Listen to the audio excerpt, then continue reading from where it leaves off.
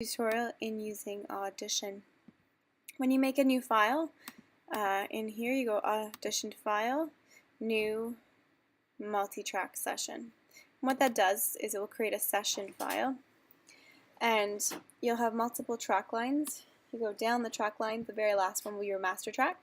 If you feel like you need more track lines, you go to multi-track, and then you can add more. The mono is one ear left or right, stereo is left and right, and the 5.1 represents a movie theater where you have the background. So once you're in your file here, if you'd like to add audio, Command I will import.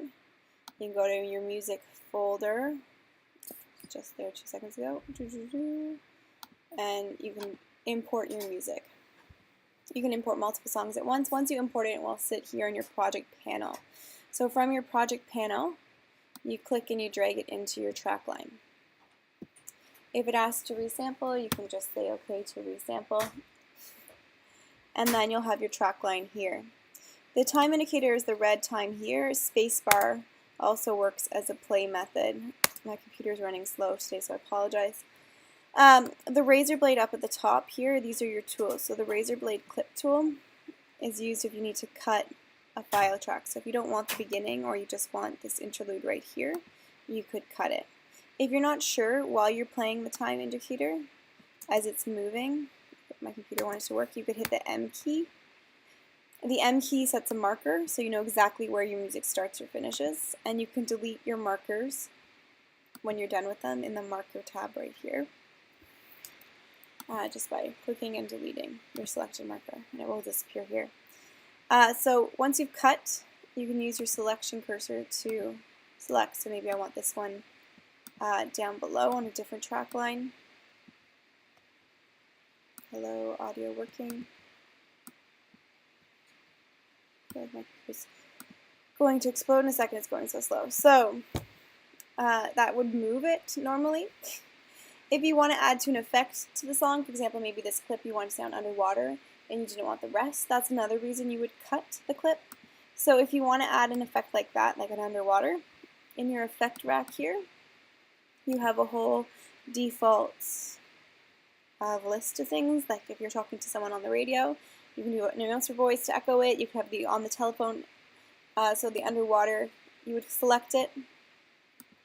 And then you have your examples of what was added here, and it was just added to that one clip that was selected. If you would like this clip to go slower or faster, you turn on real-time editing by right-clicking the clip, stretch mode real-time. What this does is it adds these little white corners here. Now if I move this, it'll play that clip twice as fast, or same deal if you extended it, and now it actually will go slower and blend on top of the last one to a cross dissolve. A couple of things with audio, if you would like certain sections to be higher or lower, not just adjusting the master volume. If you click on the yellow line, you can create these nodes, and that will allow a pitch to go up, or same deal to go down. And you just can actually click as many as you'd like.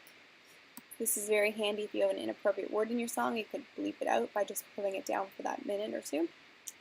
So that's your yellow line, is the volume line. The gray line is your audio ears. If you want it to one point to sound like it's on one side of the room, you could bring it up. And then it might sound like it's on the other side of the room, you could bring it down. So this would be your audio ears, the left and right there. If you have a song and it's sounding very echoey, or there's someone talking, or there's a grain to it that you don't want, you double click a track, you're taken into the song. And so here I could actually say, by using this selection tool, that this little drum at the beginning, and I would listen to it to figure out what part of noise I don't like, it's distracting from the whole song. So maybe there's a bird in the music video clip that you downloaded and you need to get that noise out. You would highlight over the animal or the buzz or the noise you don't want. And in your effects panel here, you go to noise reduction process, and you can capture the noise by clicking capture noise print of what you don't like. So if that's the noise you don't like, you capture it. And now you would select the whole song by going Command A, which means select all, Command A. And if you hit apply, it takes that noise you didn't like and goes through the entire song and removes it from the entire song. So depending what that noise was, you would highlight it and you can remove it from the entire song. Another thing that's good to do in this viewpoint when you double click a song is if you don't like the singer and you want more of the audio, if you go to your effects,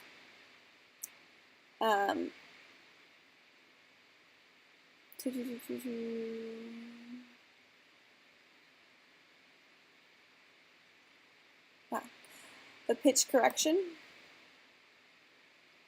you can now choose to change the key in this one, So if you're looking to change the key, you can actually choose to major and you actually choose the key, and if you want it to be higher or lower to match the sample of another song, you could just choose your new key.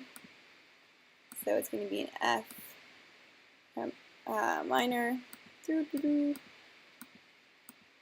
And what's cool about these menus is when they actually like you, if you hit play, you can preview it and also adjust it at the same time. Unfortunately, my desktop doesn't want to run and record this video at the same time because it's using too much RAM.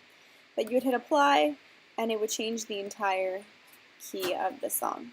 To go back to the session file, you just double click the SES file, which stands for session, and there you'll have your session back, and the song back here will have been added as well. If you have any other questions, please send me an email and I'll make a video for that. Good luck on your project.